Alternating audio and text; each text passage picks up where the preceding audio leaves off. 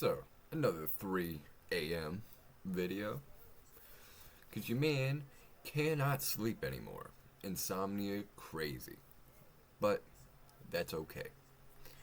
Because tonight, no geopolitics, no religion. I'm going to talk about my 4 years in recovery and where I'm at right at this very second. Because I'm so proud of myself. I don't even like saying that out loud. I really don't. Because there's something about it. I still have that imposter syndrome, you know? Because I still do take Suboxone. So there's something in me that says, well, you're not recovered yet because you're still taking the drug. But then the other side of the brain pops in and they go, if you didn't have that, you know what you'd be doing. So that being said, the Suboxone is a wonder drug. I've never taken methadone. I've heard it's a little bit sloppier, but I am living proof of what Suboxone, like why it's needed. It's a beautiful thing.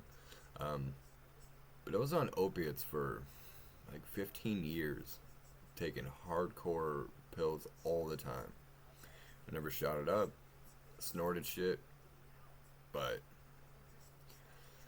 you know, and the opiates that was my muse. I loved her. Ugh. But the benzos, man, you want to talk about a feeling that if I could do it right now, I would. There's that sedation feeling is so good until it's not. And then there's 6 months of my life that I don't remember because that's just what happens when you go ham on Xanax. So that's the where I came from. But now right at this very moment, I smoke bud, take some edibles every once in a while. I take a piece of Suboxone in the morning, and then that's all. That's all. Me and the wife had a few drinks the other night. That was fun. We don't drink like that, you know, so we do it socially. And it's insane that I'm 36. So, meaning I started getting sober when I was 32. And I was doing drugs every single day from 17 to 32. It's 15 years. And that includes coke, Adderall, whatever, research, chemicals. I'm sure I've done. I'm sure I've ingested meth, not on purpose, but I'm sure it's happened.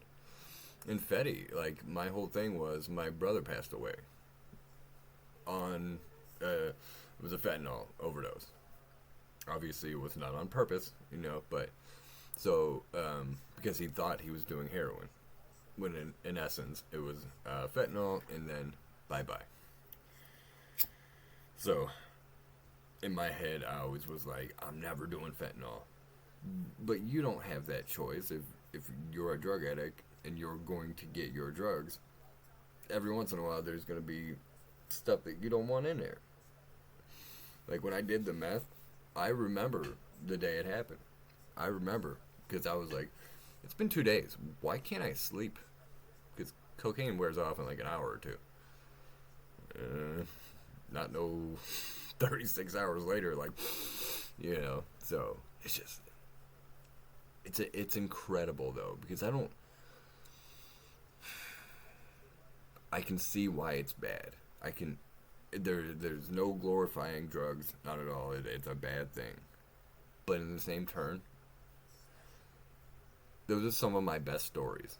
And it's so sad. It's like there's such a dichotomy there, you know, where it's 98% horrible, but that 2%, it was awesome, you know. Let's be honest, we do it for experience, right? And if you're somebody like me who things blur together. I'm not good at compartmentalizing, you know. So, say if my wife does something to upset me, I will take that to work with me. I will be mean to my son about it. It's just, I can't compartmentalize. I'm getting better with that, though. That's one of the things. I wanted to do therapy. I did like 6 therapy sessions. I just so happened to get put with a not very good therapist. Then when she basically was like, okay, well, you kind of learned everything I could teach you in 6 sessions. I was like, you know what, I'm good. I don't need therapy. I'll figure it out. But now that I've gotten the drug habit part of it down, I think I will go back and do a little bit of therapy. But I really need somebody who understands what addiction truly is. And what I mean by that is my therapist, she didn't understand me. She went through the schooling, she went through the books, all the worksheets, but didn't have any nothing personal. It was nothing personal towards her, but she just couldn't get it. And I just found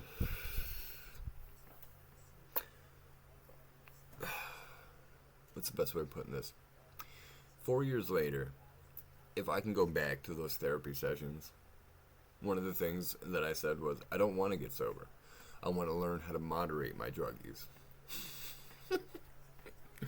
What a dumb fucking thing to say. And I believed it too.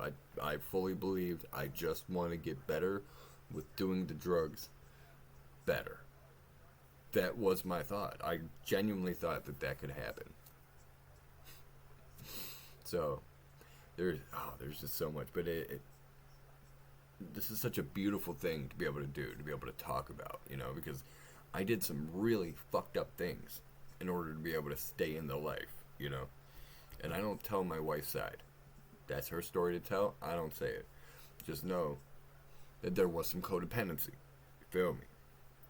So there's a lot of regret and shame when it comes to that side too. Like my own bullshit is my own. But if I am responsible for setting somebody else up with a problem, that's now my problem to deal with. And I do regret a lot of it. But I'm so happy. I'm so happy. I'm coming up on 4 years. It's 3:30 in the morning. I can't sleep.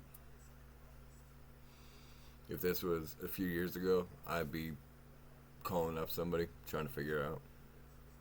Cop a few pills, do whatever. You just deal with it. No. Life sucks. But not all the time. Not all the time. And it's really up to us. To make it good. To be happy. And happiness is a fleeting emotion. I genuinely don't like to hear, I'm happy today. But I'm happy today. So, what a good video. This is a video for me. I don't even give a fuck if nobody watches it. This is for me. Good job, man. 4 more years coming.